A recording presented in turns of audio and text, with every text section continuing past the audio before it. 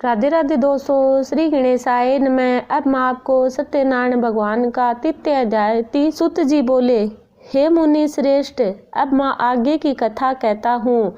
पहले समय में उल्का मुख नामक एक बुद्धिमान राजा था। वह सत्यवक्त था और जितेंद्रिय था। प्रतिदिन देवस्थान पर जाता था और गरीबों को धन देकर उनके कष्ट दूर करता था। उसकी पत्नी कमल के समान मुख वाली थी।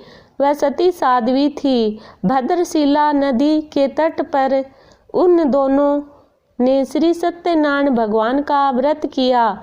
उस समय वहाँ एक साधु नामक वैश्य आया। उसके पास व्यापार के लिए बहुत सा धन था। राजा को व्रत करते हुए देखकर वह विनय के साथ में पूछने लगा, हे राजा, भक्ति पूर्वक चिंत से यह आप क्या कर रहे हो? मेरी सुनने की इच्छा है, सो आप यह मुझे बताइए। राजा बोला, हे साधु, अपने बंधु बांधवों के साथ पुत्र की प्राप्ति के लिए यह महाशक्तिशाली श्री सत्यनारायण भगवान का व्रत व पूजा किया जा रही है। राजा के वचन सुनकर साधु आदर से बोला, हे राजन, मुझे इसका सब विधान कहो। मैं भी आपके कथा अनुसार इस व्रत को करूँगा। मेरे भी कोई संतान नहीं है और इसमें निश्चय ही होगी। राजा से यह सब विधान सुनकर व्यापारी ने निवृत्त होकर आनंद के साथ घर गया और साधु ने अपनी स्त्री से संतान देने वाला उस व्रत का वर्णन सुनाया। कहा कि जब मेरे संतान होगी तब मैं इस व्रत को करूँगा। साधु ऐसे ही वचन अपनी स्त्री लीलावती से कहे। एक दिन उसकी स्त्री लीलावती पितृ के साथ आनंद होकर संसारिक भोग में धर्म प्रवृत्त होकर श्री सत्यनारायण भगवान की कृपा से वह गर्भवती हो गई तथा 10वें महीने में उनके एक सुंदर कन्या का जन्म हुआ। दिन वह कन्या इस तरह बढ़ने लगी जैसे शुक्ल पक्ष का चंद्रमा बढ़ता है। कन्या का नाम कलावती रखा गया।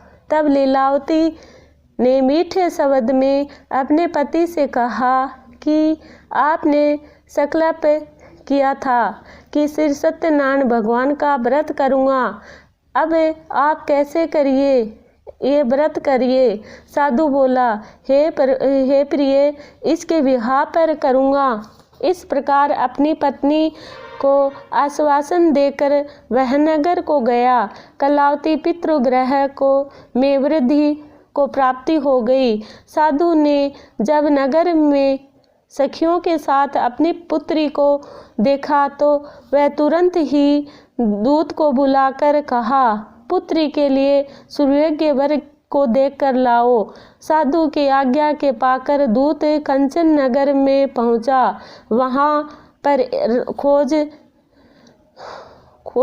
कर देखभाल कर एक लड़की के लिए सुयोग्य वर वाणी पुत्र को लेकर आया। उस सुयोग्य लड़के के देखकर साधु ने अपनी बंधु बांधवों के सहित वह प्रसन्न होकर अपनी पुत्री का विवाह उसके साथ में करवा दिया। किंतु दुर्भाग्यवश विवाह के समय भी उस व्रत को करना भूल गया।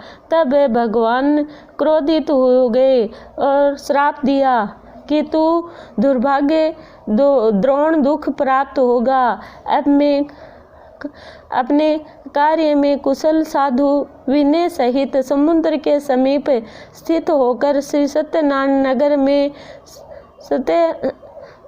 सत्यन सागर नगर में गया और वहाँ दोनों ससुर जमाई चंद्रकेतु राजा के उस नगर में वह व्यापार करने लगे।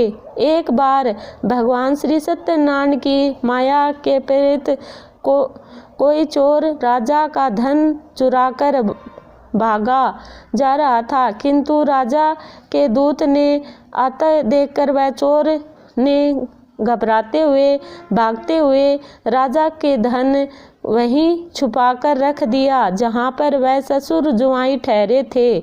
जब दूतों ने उसे देखा तो वैसे के पास में राजा के धन को देखकर वह देखा तो दोनों ने बांध कर ले गए और वह प्रसन्नता से दौड़ते हुए राजा के समीप जाकर बोले, यह दोनों चोर हैं, पकड़ कर लाए हैं। देखकर आज्ञा दे दी। जब राजा की आज्ञा के उनको कठिन कारावास में डाल दिया गया और उनको धन छीन लिया। श्री सत्यनारायण भगवान के श्राप द्वारा ही उनकी पत्नी और घर बहुत दुखी होने लगी।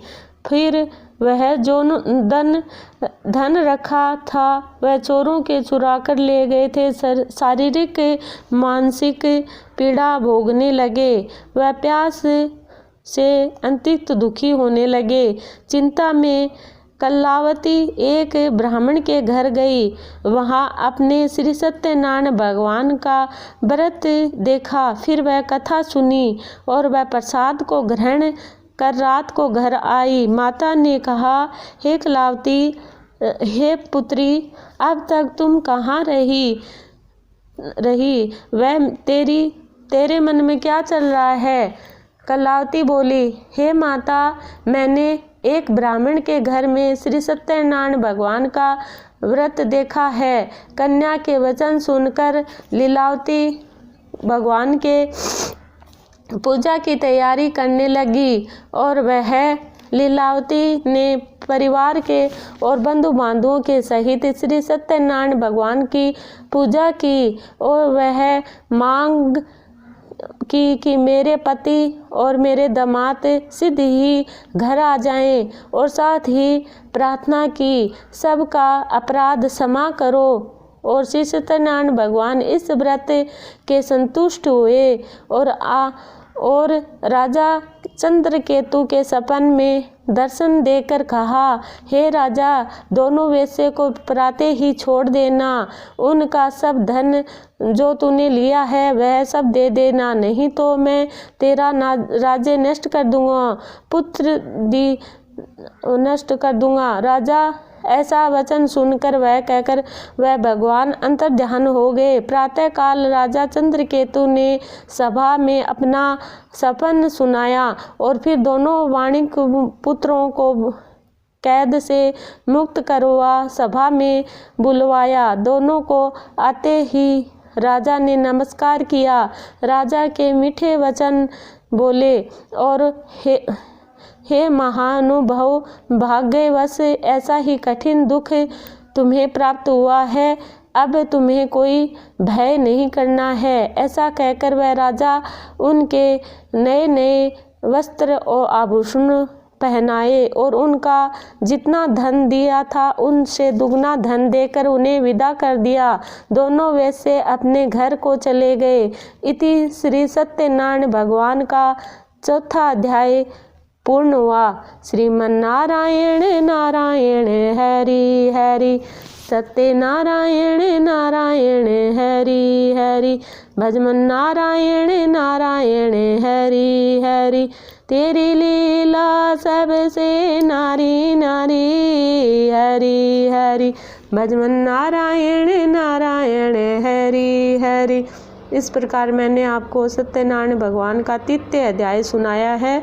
अगर आपको अच्छा लगे तो चैनल को सब्सक्राइब करना, बेल आइकन दबाना। श्री कृष्णम शरणम।